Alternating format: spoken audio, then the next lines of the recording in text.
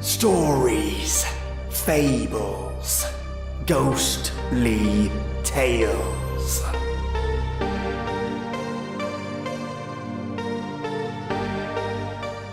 Welcome, listeners.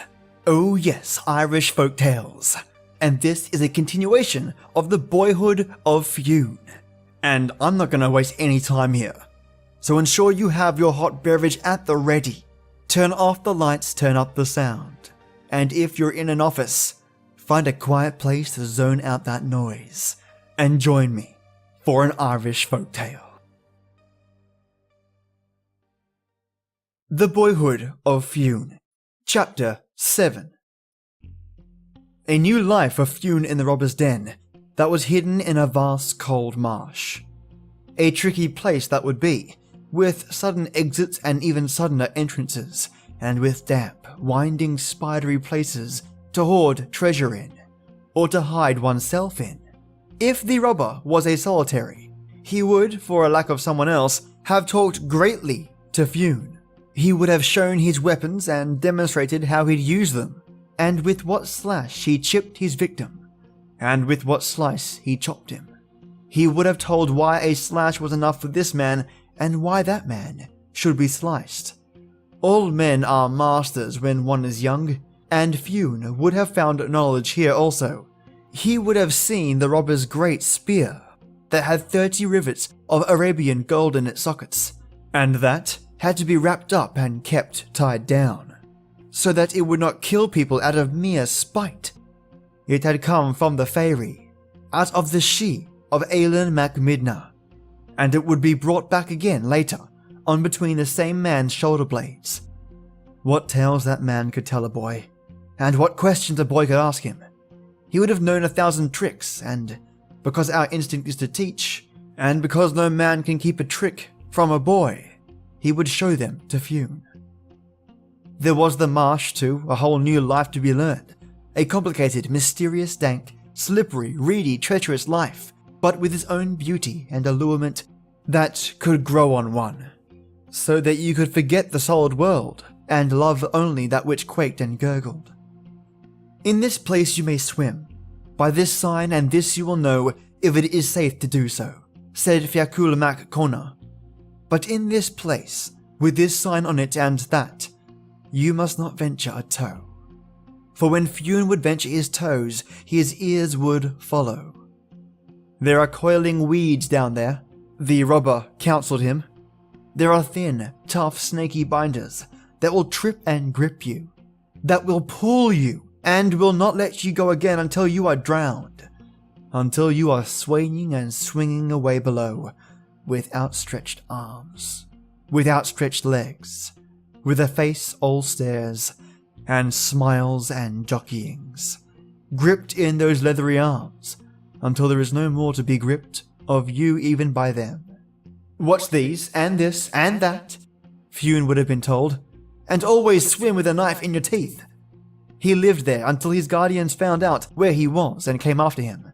Fiacul gave him up to them, and he was brought home again to the woods of Sleeve Bloom, but he had gathered great knowledge and new suppleness. The sons of Morna left him alone for a long time. Having made their essay, they grew careless. Let him be, they said. He will come to us when the time comes. But it is likely, too, that they had their own means of getting information about him. How he shaped, what muscles he had, and did he spring clean from the muck, or did he get off with a push? Fionn stayed with his guardians and hunted for them. He could run a deer down and haul it home by the reluctant skull. "Come on, Gull," he would say to his stag, or lifting it over a tussock with a tough grip on the snout. "Are you coming, bold Conan, or shall I kick you in the neck?" The time must have been nigh when he would think of taking the world itself by the nose, to hold it over tussocks and drag it into his pen, for he was of the breed in whom mastery is born, and who are good masters. But reports of his prowess were getting abroad. Clan Morna began to stretch itself uneasily, and one day his guardian sent him on his travels. "It is best for you to leave us now," they said to the tall stripling, "for the sons of Morna are watching again to kill you." The woods, as they may have seemed haunted, A stone might sling at one from a treetop, but from which tree of 1,000 trees did it come? An arrow, buzzing by one's ear, would slide into the ground and quiver there silently, menacingly, hinting of the brothers it had left in the quiver behind. To the right, to the left. How many brothers? In how many quivers? Fionn was a woodsman, but only 2 eyes to look with, 1 set of feet to carry him in one sole direction. But when he was looking to the front, what, or how many whats, could be staring at him from the back? He might face in this direction, away from or towards, a smile on a hidden face and a finger on a string. And a lance might slide at him from this bush or from the one yonder. In the night he might have fought them, his ears against theirs, his noiseless feet against their lurking ones, his knowledge of the wood against their legion. But during the day, he had no chance. Fionn went to seek his fortune, to match himself against all that might happen, and to carve a name for himself that will live while time has an ear and knows an Irishman. Chapter 8. Fionn went away, and now he was alone, but he was fitted for loneliness, as the crane is that haunts the solitudes and bleak wastes of the sea. For the man with a thought has a comrade, and Fionn's mind worked as fitly as his body did. To be alone was no trouble to him, who, however surrounded, was to be lonely in his life long. For this will be said of Fionn when all is said, that all that came to him went from him, and that happiness was never his companion for more than a moment. But he was now not looking for loneliness. He was seeking the instruction of a crowd, and therefore when he met a crowd he went into it. His eyes were skilled to observe in the morning dusk and dapple of green woods. They were trained to pick out of shadows birds that were themselves dun-coloured shades, and to see among trees the animals that are coloured like the bark of trees. The hare crouching in the fronds was visible to him, and the fish that swayed invisibly in the sway and flicker of a green bank. He would see all that was to be seen. He would see all that is passed by the eye that is half blind from use and wont. At a lake, he came on lads swimming in the pool, and as he looked on them sporting in the flush tide, he thought that the tricks they performed were not hard for him, and that he would have shown them new ones. Boys must know what another boy can do, and they will match themselves against everything. They did their best under these observing eyes, and it was not long until he was invited to compete with them and show his mettle. Just an invitation is a challenge. It is almost among boys a declaration of war. But Fionn was so far beyond them in swimming that even the word master did not apply to that superiority. While he was swimming, one remarked, "He is fair and well shaped," and thereafter he was called Fionn, or the Fair One. His name came from boys, and will perhaps be preserved by them. He stayed there with these lads for some time, and it may be that they idolized him at first, for it is the way with boys to be astounded and enraptured by feats, but in the end, and that was inevitable, they grew jealous of the stranger. Those who had been the champions before he came would marshal each other, and, by social pressure, would muster all the others against him, so that in the end not a friendly eye was turned on Fionn in that assembly. For not only did he beat them at swimming, he beat their best at running and jumping, and when the sport degenerated into violence, as it was bound to, the roughness of Fionn would be 10 times as rough as the roughness of the roughest rough they could put forward. Bravery is pride when one is young, and Fionn was proud. There must have been anger in his mind as he went away, leaving that lake behind him, and those snarling and scowling boys. But they would have been disappointed also, for his desire, at this time, should have been towards friendliness. He went thence to Loch Lein, and took service with the King of Fintraig. The kingdom may have been thus called from Fionn himself, and would have been known by another name when he arrived there. He hunted for the King of Fintraig, and it soon grew evident that there was no hunter in his service to equal Fionn. More, there was no hunter of them all who even distantly approached him in excellence. The others ran after deer, using the speed of their legs, the noses of their dogs, and 1,000 well-worn tricks to bring them within reach, and, often enough, the animal escaped them. But the deer that Fionn got the track of did not get away, and it seemed that even the animals sought him, so many did he catch. The king marveled at the stories that were told of this new hunter, but as kings are greater than other people, so they are more curious, and being of the plane of excellence, they must see all that is excellently told of. The king wished to see him, and Fionn must have wondered what the king thought as that gracious lord looked on him. Whatever was thought, what the king said was a direct in utterance as it was in observation. "If Uail the son of Bisons has a son," said the king, "you would surely be that son." We are not told if the king of Fintraig said anything more, but we know that Fionn left his service soon afterwards. He went southwards and was next in the employment of the king of Kerry, the same lord who had married his own mother. In that service he came to such consideration that we hear of him as playing a match of chess with the king, and by this game we know that he was still a boy in his mind, however mightily his limbs were spreading. Able as he was in sports and huntings, he was yet too young to be politic. But he remained impolitic to the end of his days, for whatever he was able to do he would do, no matter who was offended thereat, and whatever he was not able to do, he would do also. That was Fionn. Once, as they rested on a chase, a debate arose among the Fionnian Finn as to what was the finest music in the world. "Tell us that," said Fionn, turning to Uiscin. "The cuckoo calling from the tree, which is in the highest of the hedge," cried his merry son. "A good sound," said Fionn.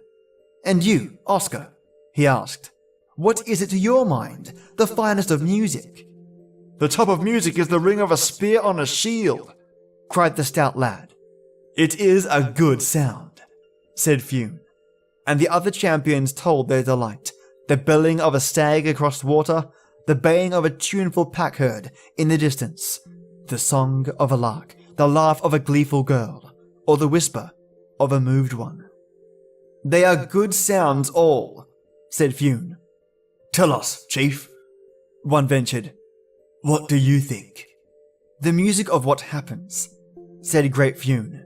"That is the finest music in the world." He loved what happened, and would not evade it by the swerve of a hair. So on this occasion, what was occurring he would have occur, although a king was his rival and his master. It may be that his mother was watching the match, and that he could not but exhibit his skill before her. He committed the enormity of winning 7 games in succession, from the king himself. It is seldom indeed that a subject can beat a king at chess, and this monarch was properly amazed. "Who are you at all?" he cried, staring back from the chessboard and staring on Fionn. "I am the son of a countryman, of the Luigny of Tara," said Fionn. He may have blushed as he said it, for the king, possibly for the first time, was really looking at him, and was looking back through 20 years of time as he did so. The observation of a king is faultless. It is proved 1,000 times over in the tales, and this king's equipment was as royal as the next. "You are no such son," said the indignant monarch, "but you are the son that Muireann, my wife, bore to Uail mac Balsni." And at that, Fionn had no more to say, but his eyes may have flown to his mother and stayed there. "You cannot remain here," his stepfather continued.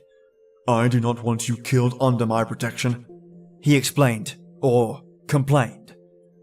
Perhaps it was on Fionn's account he dreaded the sons of Morna, but no one knows what Fionn thought of him, for he never thereafter spoke of his stepfather. As for Muireann, she must have loved her lord. or she may have been terrified in truth of the sons of Morna, and for Fionn. But it is so also, that if a woman loves her second husband, she can dislike all that reminds her of the first. Fionn went on his travels again. Chapter 9.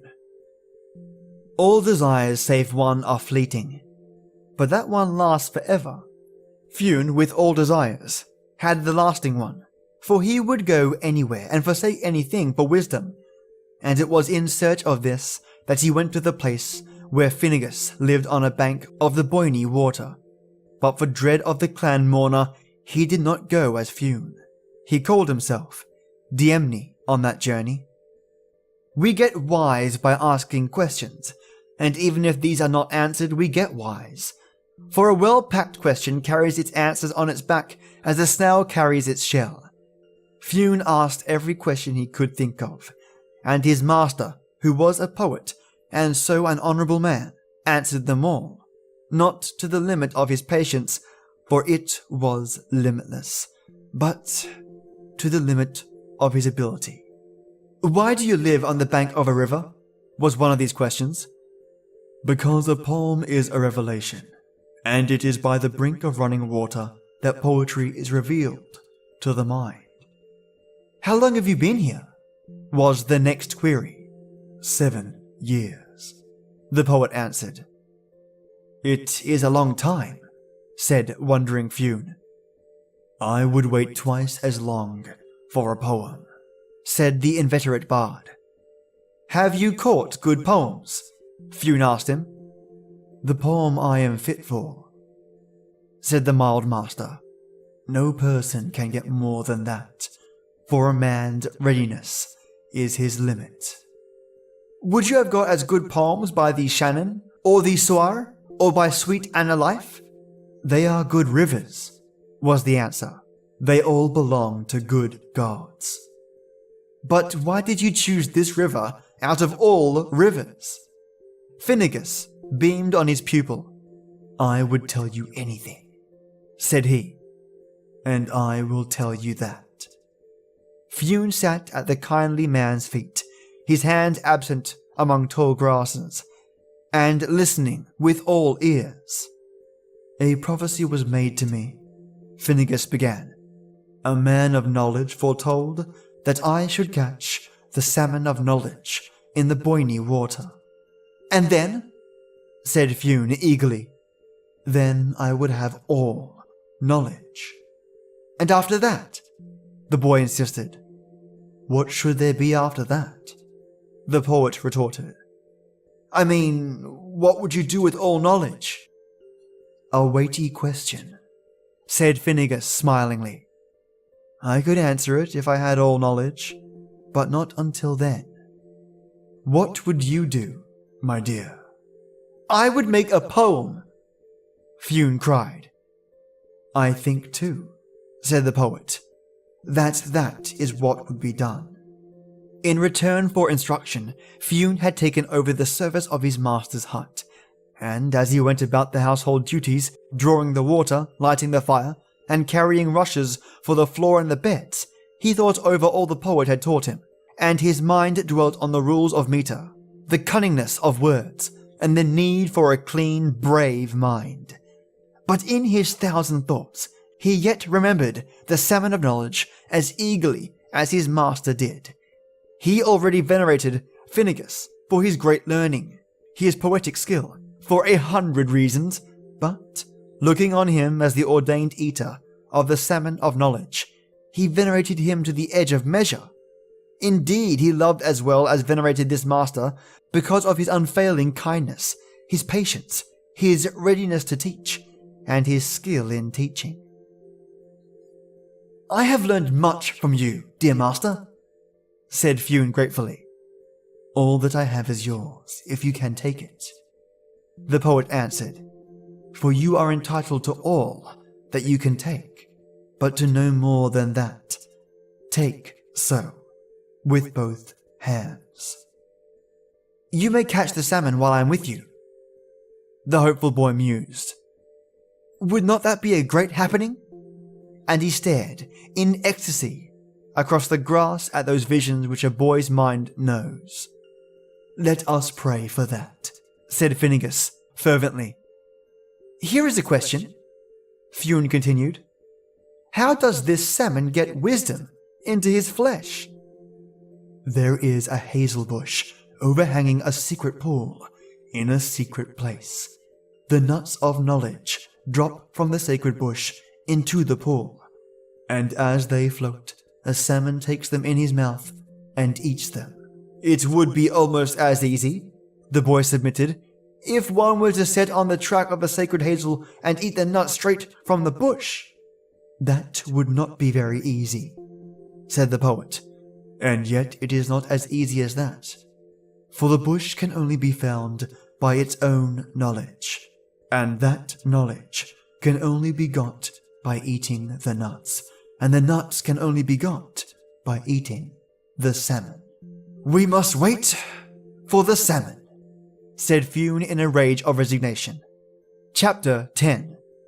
Life continued for him in a round of timeless time, wherein days and nights were uneventful and were yet filled with interest. As the day packed its load of strength into his frame, so it added its store of knowledge to his mind, and each night sealed the twain, for it is in the night that we make secure what we have gathered in the day. If he told of these days, he would have told of a succession of meals and sleeps, and of an endless conversation, from which his mind would now and again slip away to a solitude of its own, where, in large hazy atmospheres, it swung and drifted and reposed. Then he would be back again, and it was a pleasure for him to catch up on the thought that was forward and recreate for it all the matter he had missed. But he could not often make these sleepy sallies. His master was too experienced a teacher to allow any such bright-faced, eager-eyed abstractions, and, as the druid woman had switched his legs around a tree, so Finnegas chased his mind, demanding sense in his questions and understanding in his replies. To ask questions can become the laziest and wobbliest occupation of a mind, but when you must yourself answer the problem that you have posed, you will meditate your question with care and frame it with precision. Fionn's mind learned to jump in a bumpier field than that in which he had chased rabbits, and when he had asked his questions, and gave his own answer to it, Finnegas would take the matter up and make clear to him where the query was boldly formed, or at what point the answer had begun to go astray, so that Fionn came to understand by what successions a good question grows at last to a good answer. One day, Finnegas came to the place where Fionn was. The poet had a shallow, osier basket on his arm, and on his face there was a look that was at once triumphant and gloomy. He was excited, certainly, but he was sad also, and as he stood gazing on Fionn, his eyes were so kind that the boy was touched, and they were yet so melancholy that it almost made Fionn weep. "What is it, my master?" said the alarmed boy. The poet placed his osier basket on the grass. "Look in the basket, dear son," he said. Fionn looked. "There is a salmon in the basket." "It is the salmon," said Finnegas with a great sigh. Fionn leapt for delight. "I'm glad for you, master," he cried. "Indeed, I am glad for you." "And I am glad, my dear soul," the master rejoined. But having said it, he bent his brow to his hand, and for a long time he was silent and gathered into himself. "What should be done now?" Fionn demanded, as he stared on the beautiful fish. Finnegas rose from where he sat by the osier basket. "I will be back in a short time," he said heavily.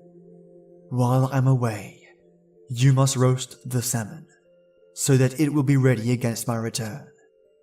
"I will roast it indeed," said Fionn. The poet gazed long and earnestly on him. "You will not eat any of my salmon while I'm away?" he asked. "I will not eat the littlest piece," said Fionn. "I am sure you will not," the other murmured, as he turned and walked slowly across the grass and behind the sheltering bushes on the ridge. Fionn cooked the salmon. It was beautiful and tempting and savory as it smoked on a wooden platter among cool green leaves, and it looked all these to Finnegas when he came from behind the fringing bushes and sat in the grass outside his door. He gazed on the fish with more than his eyes. He looked on it with his heart, with his soul, with his eyes. And when he turned to look on Fionn, did not know whether the love that was in his eyes was for the fish or for himself. Yet he did know that a great moment had arrived for the poet. "So," said Finnegas, "you did not eat it on me, after all." "Did I not promise?" Fionn replied. "And yet," his master continued, "I went away so that you might eat the fish, if you felt you had to." "Another man's fish," said proud Fionn. "Because young people have strong desires. I thought you might have tasted it, and then you would have eaten it on me." "I did taste it by chance," Fionn laughed. "For while the fish was roasting, a great blister rose on its skin. I did not like the look of that blister. I pressed it down with my thumb. That burned my thumb, so I popped it in my mouth to heal the smart. If your salmon tastes as nice as my thumb did," he laughed, "it will taste very nice." "What did you say your name was, dear heart?" the poet asked. "I said my name was Diemni."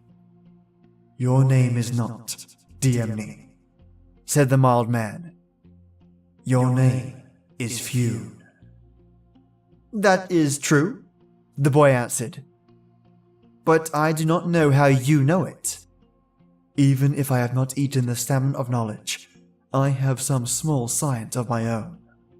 "It is very clever to know things as you know them," Fionn replied wonderingly. "What more do you know of me, dear master?" "I know that I did not tell you the truth," said the heavy-hearted man. "What did you tell me instead of it?" "I told you a lie." "It is not a good thing to do," Fionn admitted. "What sort of lie was the lie, master?" "I told you that the salmon of knowledge was to be caught by me, according to prophecy." "Yes." "That was true indeed, and I have caught the fish. But I did not tell you that the salmon was not meant to be eaten by me, although that also was in the prophecy, and that omission was the lie." "It is not a great lie," said Fionn soothingly.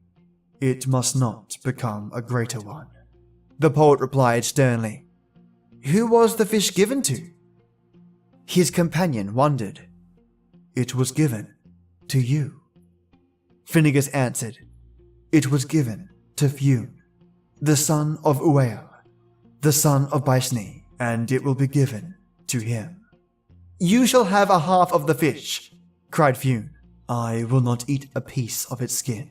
That is as small as the point of its smallest bone," said the resolute and trembling bard. "Let you now eat up the fish. I shall watch you and give praise to the gods of the underworld and of the elements." Fionn then ate the salmon of knowledge, and when it had disappeared, a great jollity and tranquility and exuberance returned to the poet. "Ah," said he, "I had a great combat with that fish." "Did it fight for its life?" Fionn inquired. "It did, but that was not the fight I meant." "You shall eat a salmon of knowledge too," Fionn assured him. "You have eaten one," cried the blithe poet, "and if you make such a promise, it will be because you know." "I promise it and know it," said Fionn. "You shall eat a salmon of knowledge yet." And this concludes chapters 7 to 10 of The Boyhood of Fionn. There are only a couple of chapters left, so I'll finish them off on Monday, and if I get a chance, I'll squeeze in a creepypasta or something special to spice things up. We've gotten to see Fionn battle some kids and show them up, be the best hunter in a kingdom where his mother was married to the king, and then move on to another journey to meet a poet that offered him a fish of knowledge. These are some really unique and special storylines, and I especially loved it when Fionn asked about how the salmon was able to obtain the knowledge, and go figure, from the nuts of knowledge? First time I've ever heard that. It would have been interesting to see what the poet would have said about where the bush gained its knowledge.